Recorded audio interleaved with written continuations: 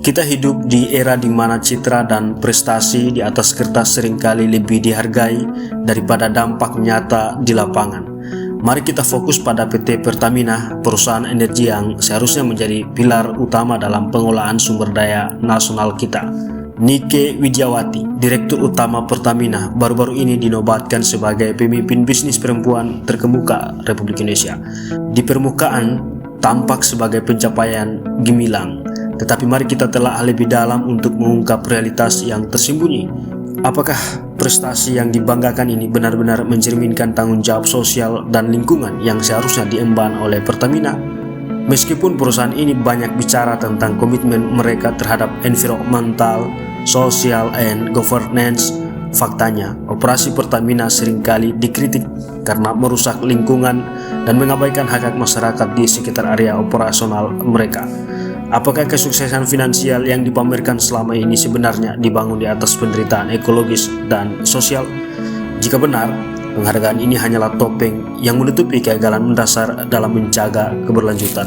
Kenaikan seorang perempuan ke posisi puncak memang patut diapresiasi, tetapi kita harus menilai apakah ini sekadar strategi untuk memperbaiki citra perusahaan sambil menyembunyikan masalah struktural yang lebih mendalam, seperti kegagalan manajerial dan korupsi. Pertamina mungkin menjadikan pencapaian ini sebagai pemanis untuk mengalihkan perhatian dari isu-isu mendasar yang belum terrealisasi.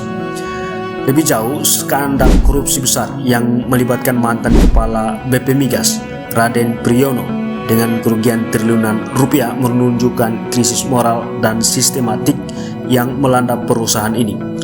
Penegakan hukum yang lemah hanya memperparah situasi dan seharusnya Pertamina sebagai ujung tombak integritas di sektor energi menjadi pusat dari masalah korupsi, bukan malah terlibat di dalamnya. Pencapaian lingkungan juga menjadi catatan hitam.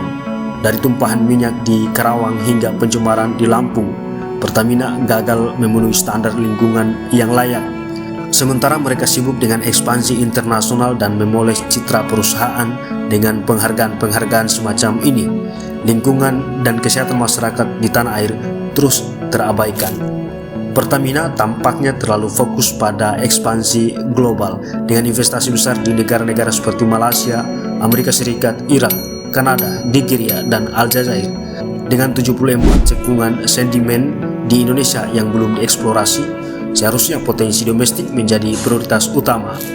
Mengapa mengalihkan fokus ke luar negeri saat ada kekayaan energi yang belum terkelola dengan optimal di tanah air?